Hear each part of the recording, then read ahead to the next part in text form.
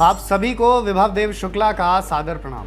आप देख रहे हैं दुनिया बस, जहां हम आपके लिए लेकर आते हैं अंतर्राष्ट्रीय खबरें। अफगानिस्तान जैसे हालातों से जूझ रहा है वह फिलहाल अंतर्राष्ट्रीय विमर्श का विषय है। अफगानिस्तान तालिबान के आतंक से दहशत में है। अफगानिस्तान ने सार्वजनिक रूप से माना है कि आतंकी संगठन लश्कर-ए-तैयबा के आतंकवादी तबाही मचा रहे हैं। आतंक से पीड़ित अफगानिस्तान ने भारत सरकार से मदद मांगी है।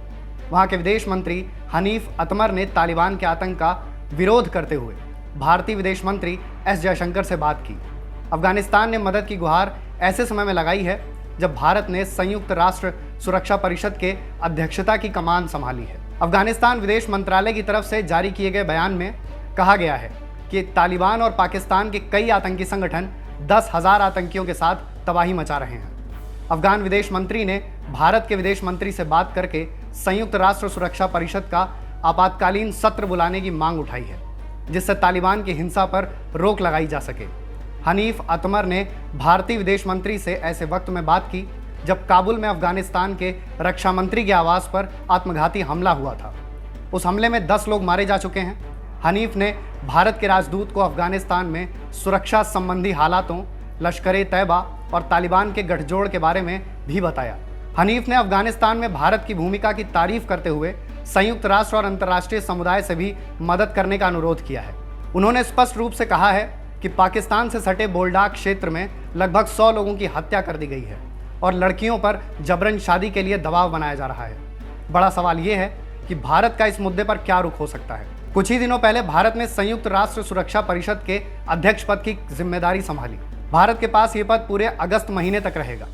भारत ने पहले ही स्पष्ट कर दिया था कि उसकी प्राथमिकता समुद्री सुरक्षा, शांति प्रक्रिया और आतंकवाद से लड़ाई जैसे मुद्दे होंगे। इसमें सबसे अहम है भारत को अध्यक्ष पद मिलने की टाइमिंग। इस बीच कूटनीतिक लिहाज से कितना कुछ हुआ है। अमेरिकी सेना अफगानिस्तान से वापस आ चुकी है। तालिबान का आतंक किसी से छुपा नहीं है। 5 अगस्त को जम्मू कश्मीर से अनुच्छेद 370 हटाए जाने के 2 साल पूरे हो रहे हैं और भारत आज़ादी के 75वें साल का जश्न भी मनाएगा। अब बड़ा सवाल ये है कि संयुक्त राष्ट्र सुरक्षा परिषद क्या है और ये कैसे काम करता है। दूसरे विश्व युद्ध के बाद सबसे बड़ी चुनौती यही थी कि अमन और शांति स्थापित की जाए। इस मकसद को हासिल करने के लिए संयुक्त राष्ट्र की स्थापना हुई। संयुक्त राष्ट्र के कुल 6 हिस्से हैं, जिनमें से एक है संयुक्त राष्ट्र सुरक्षा परिषद। इसका मुख्य काम है दुनिया भर में देशों के बीच शांति व्यवस्था और सुरक्षा सुनिश्चित करना। सुरक्षा परिषद की पहली बैठक 17 जनवरी 1946 में हुई थी। उस वक्त परिषद में 11 सदस्य थे। 2 दशक बाद सदस्यों की संख्या बढ़ाकर 15 कर दी गई। इन 15 सदस्यों में 5 स्थायी होते हैं और 10 अस्थायी। स्थायी सदस्यों में अमेरिका, ब्रिटेन, चीन, फ्रांस और रूस शामिल हैं। स्थायी सदस्यों में अगर कोई देश किसी फैसले से असहमत होता है तो वीटो पावर का इस्तेमाल करता है, जिससे फैसला पारित न हो पाए। अब बात करते हैं 10 अस्थायी सदस्यों की। इन्हें 2 सालों के लिए परिषद में शामिल किया जाता है। इनका चयन क्षेत्रीय आधार पर किया जाता है। 5 सीटें अफ्रीका और एशियाई देशों के लिए, 1 पूर्वी यूरोपीय देशों, 2 लैटिन अमेरिकी और कैरेबियाई देशों और 2 पश्चिमी यूरोपीय और अन्य देशों को दी जाती है। कोई भी देश सुरक्षा परिषद का सदस्य तब बनता है जब 2/3 देश उसके पक्ष में वोटिंग करते हैं। भारत कुल 8वीं बार सुरक्षा परिषद का सदस्य बना है। पिछले साल जून में वोटिंग हुई थी, जिसमें 192 में से 184 देशों ने भारत के पक्ष में वोट किया था। भारत 31 दिसंबर 2022 तक सुरक्षा परिषद का सदस्य बना रहेगा। वहीं सुरक्षा की अध्यक्षता की बात करें तो ये हर महीने बदलती रहती है। क्रोनोलॉजिकल ऑर्डर के आधार पर हर महीने सदस्य देश को अध्यक्षता दी जाती है। भारत से पहले सुरक्षा परिषद की अध्यक्षता फ्रांस के पास थी। भारत के बाद यह जिम्मा आयरलैंड को मिलेगा। भारत अपने 2 साल की सदस्यता में कुल 2 बार इसका अध्यक्ष बनेगा। यहाँ एक और सवाल उठता है, भारत सुरक्षा परिषद का स्थायी सदस्य क्यों नहीं है? इस मामले में सबसे बड़े पेच का नाम है चीन। फ्रांस, अमेरिका, रूस और ब्रिटेन भारत को सुरक्षा परिषद का स्थायी सदस्य बनाए जाने पर सहमति जता चुके हैं, लेकिन चीन इस विमर्श के सामने आते ही वीटो पावर का इस्तेमाल करता है या असहमति जताता है। पिछले कुछ समय में ये मांग बड़े पैमाने पर उठाई गई है कि सुरक्षा परिषद के बुनियादी ढांचे में बदलाव किए जाएं।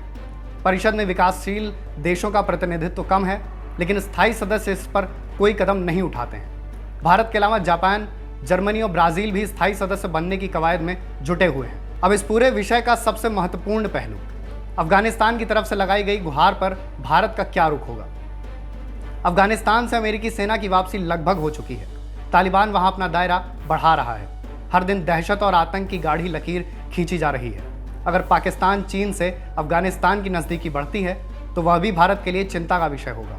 इसका भारत और अफगानिस्तान के रिश्तों पर क्या प्रभाव होगा? भारत के पास सबसे बड़ा विकल्प यह है कि भारत अफगानिस्तान में आतंकवाद के मुद्दे को जोर शोर से उठाए, खासकर उन देशों के सामने जिनका रवैया इस मुद्दे पर बेहद उदासीन है।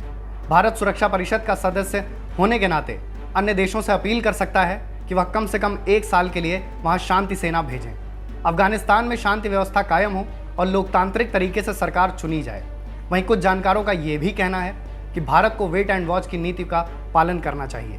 भारत अफगानिस्तान जैसे संवेदनशील मुद्दे पर जल्दबाजी नहीं कर सकता है। मूल तथ्य यही है कि इन दलीलों से अफगानिस्तान के मुद्दे का हल नहीं निकलता है। ये चुनौती अभी भले अफगानिस्तान के हिस्से में नजर आती है, लेकिन आने वाले समय में ये दुनिया के तमाम देशों की मुश्किल बन सकती है। तो कैसी लगी आपको हमारी ये खबर? हमें कमेंट करके ज़रूर बताएं और हमारे चैनल को सब्सक्राइब करना ना भूलें।